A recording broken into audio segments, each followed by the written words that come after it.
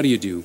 My name is Jonathan, and it's my very pleasant duty to welcome you here on behalf of Walt Disney, Leopold Stokowski, James Levine, and all of the other artists and musicians whose combined talents went into the creation of this new edition of Fantasia.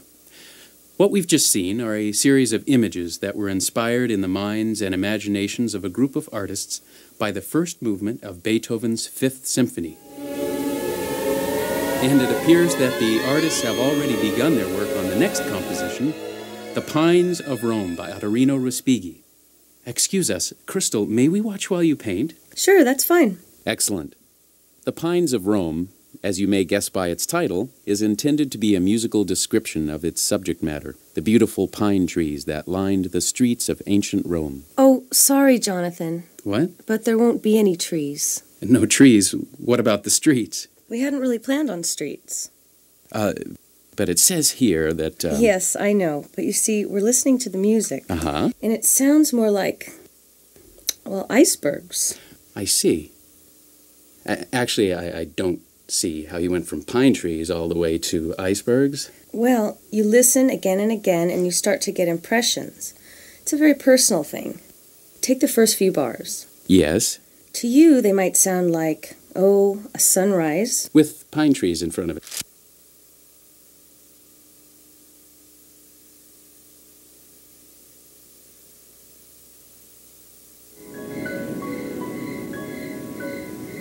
And a supernova.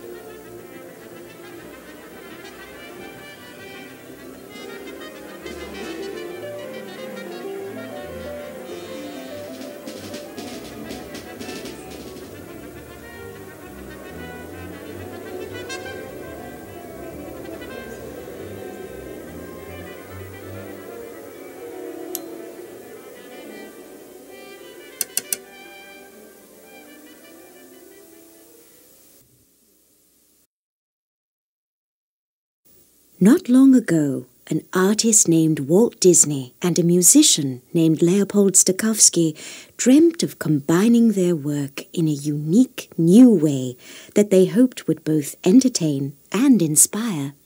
They gathered with them the finest musicians and the most talented artists to put their dream on film. It was a film that would always be changing, always evolving.